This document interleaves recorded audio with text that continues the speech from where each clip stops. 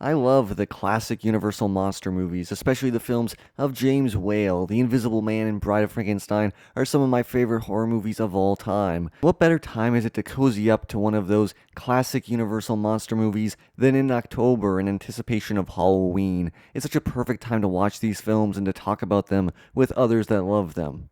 Recently, I rewatched The Wolfman, one that I'd always kind of ranked slightly lower than the others, especially compared to some of the masterworks by James Whale, such as The Invisible Man and Bride of Frankenstein. But what I saw was a film that is severely underrated, even by myself on my first couple of viewings, and it's a film that has some serious depth. The film was released in 1941 by Universal Pictures. It was written by Kurt Siodmak and directed by George Wagner. The film has a all-star cast featuring Lon Chaney Jr. in the lead role.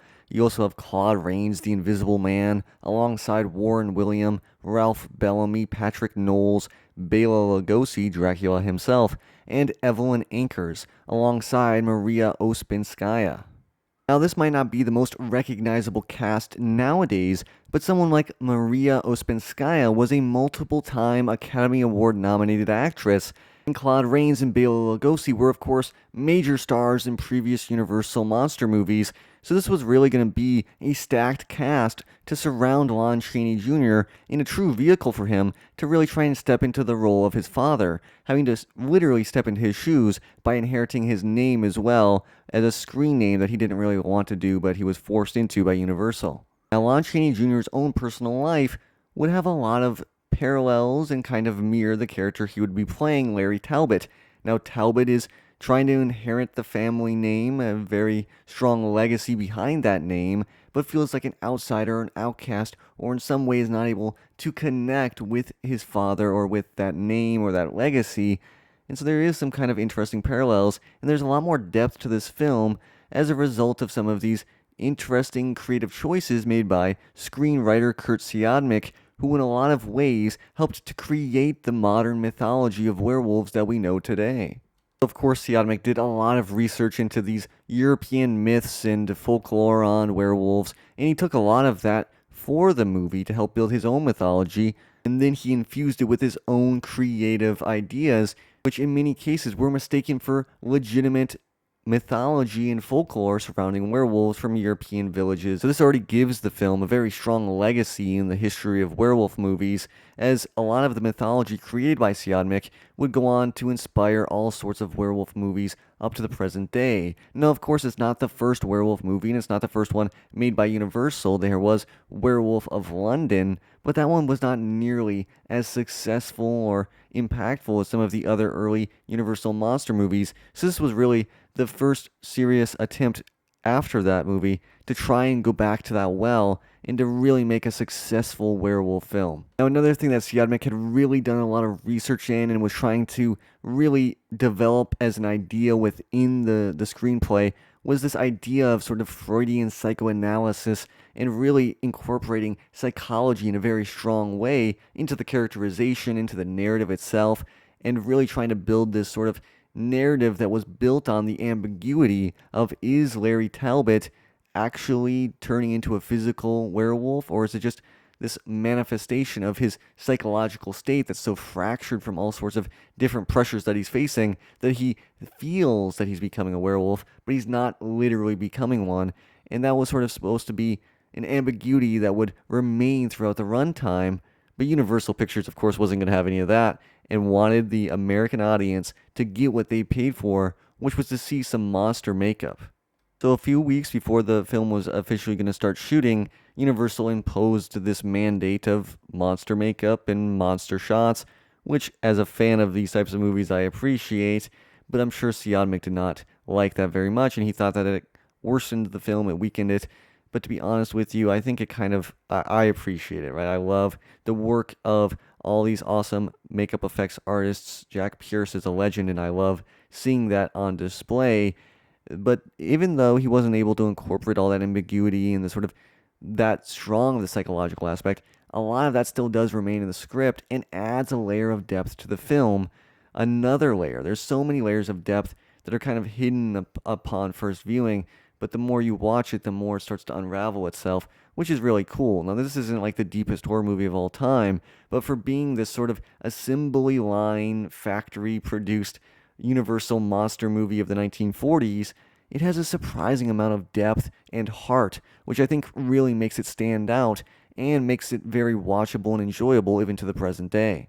Now, once we actually get into the film, into the narrative itself, Larry Talbot at first glance is kind of a creep, and I don't know if this was intentional or just it's kind of a product of its time, but he really just does not accept no for an answer from a woman who's engaged, and he really is kind of very pushy in trying to get what he wants from her, and doesn't really take her saying no into consideration whatsoever. And then he goes to take her on a walk at night, and of course, he's very visibly disappointed when she has a girlfriend tag along for her own safety.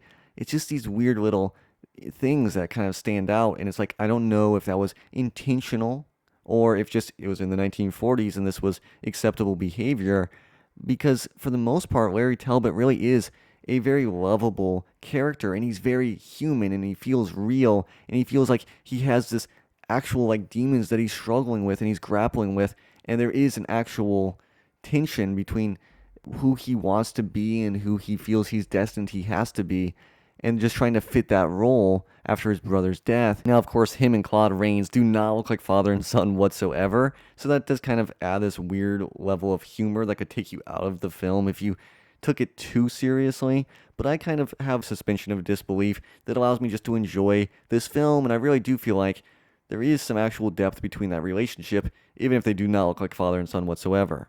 I think this is enhanced by the good performances we get. Claude Rains does a pretty good job as the father, and Lon Chaney Jr. really does bring that human element, that emotional depth to his characterization that is just, it just makes you have so much sympathy for him, which is so essential for these monster movies, is that these monsters really are the sort of outsiders and the outcasts, and they are turned into monsters by society just as much as they inherently do bad things or want to do bad things. For the most part, they are just misunderstood people that are just trying to be human the best they can, and due to circumstances outside of their control, they become monstrous. And I just love that aspect of the Universal monster movies, and I think that this is another one in a long line of those movies that does a great job of humanizing the monster in the film, and you really do feel bad for Lon Chaney Jr., and you feel like no matter what, it's like a Greek tragedy. He's destined to go down this path, and he's destined to have a really tragic end. And I think that that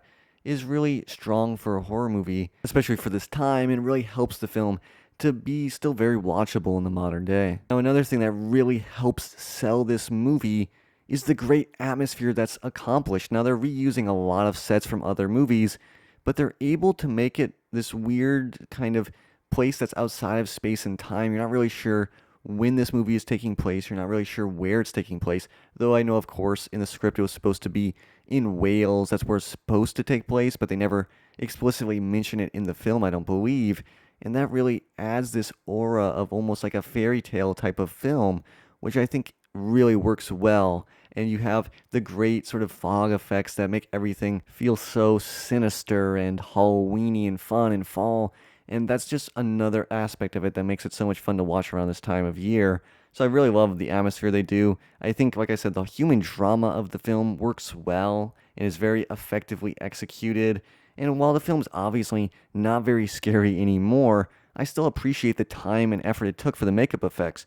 Jack Pierce is a true pioneer and someone that I really do have a very strong amount of appreciation for, and I love to watch his effects in these movies. So I think the film really does hold up pretty well. I don't think it necessarily holds up as well as some of James Whale's films. Those are still sort of the magnum opus for me, at least. Invisible Man and Bride of Frankenstein are like the best of the best when it comes to Universal monsters, but The Wolfman is definitely a very underappreciated and underrated horror movie in my opinion, and it's one that I definitely think still has the potential for a lot of timeless entertainment value, which I think is really awesome for a film from 1941. So I think that this is a film that definitely works in that same strong tradition of all the best Universal monster movies, with a sympathetic villain and with enough human drama and depth and strong imagery and symbolism that it makes it a fun watch even now here in 2025, and the atmosphere is so awesome and fun to watch around Halloween, so I definitely recommend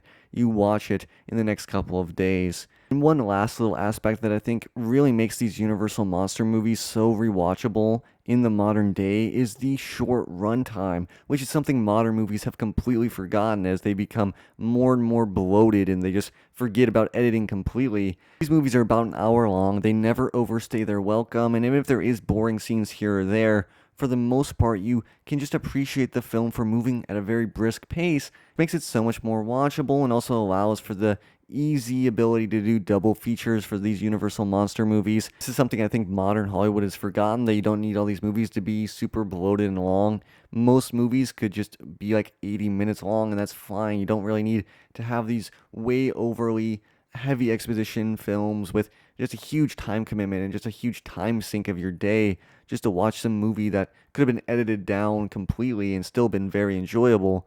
That's something that I just wish modern Hollywood would take inspiration from older films, and I really do think that this makes it a perfect movie for this time of year. It's just a light watch, you put it on, you enjoy it, but there is depth if you're looking for that as well. So The Wolfman is definitely an underrated horror movie and one I recommend you watch for Halloween. So that's all for today's video. Don't forget to hit like, subscribe, and ring the bell for notifications if you want to see more of my videos.